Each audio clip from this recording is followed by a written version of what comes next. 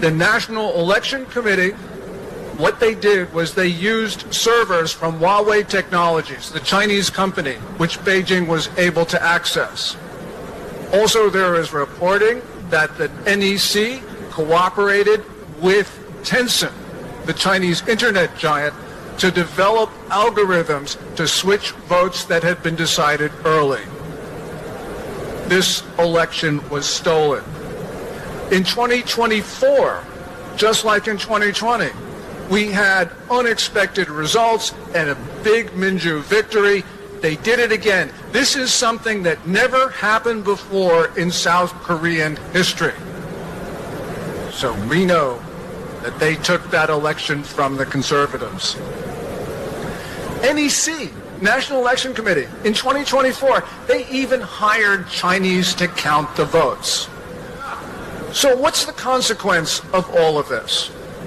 Well, Minju now controls the National Assembly, as they have for the last 4 years, but something else, and that is Minju is not a normal political party. Its leaders somehow seem to think that they are still in the 7th century when China's Tang Dynasty controlled much of the Korean Peninsula. So you have leftist leaders. They believe they are vassals of this magnificent Chinese state, or even servants of it. And they are now allowing Beijing to infiltrate South Korean society and to determine outcomes in South Korean elections. So the Chinese and their North Korean friends are now conducting their warfares campaign. There are 3 warfares: psychological warfare, media warfare, and legal warfare. And because of that, the Chinese have become extremely influential. Here's an example.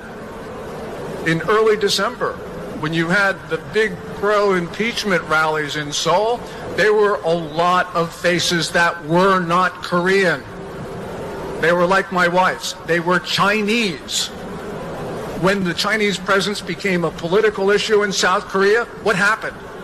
The Chinese demonstrators all at once disappeared. How could that have occurred? We are also seeing strange-looking policemen on the streets of Seoul who are violent with no name tags. Maybe they're Chinese.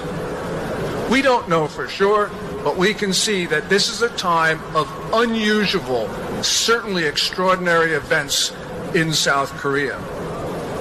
In South Korea, Minju, we now have a leader, Lee Jae-myung. He is just like previous Minju president with Moon Jae-in. Moon Jae-in was a communist. He did not believe in the South Korean state. He believed in a unified Korea, probably under the control of Pyongyang. Now, the current Minju president, he is even more pro-communist, he is more ruthless, he is more pro-China, he is more pro-North Korea, and he is more anti-American than Moon Jae-in. And what does that mean? It means that the South Korean state is at an extraordinary time. Now everything is at risk. Freedom is at risk, democracy at risk, South Korea at risk. And that means South Koreans can now lose everything. As that banner says, it's time to save Korea. Thank you very much.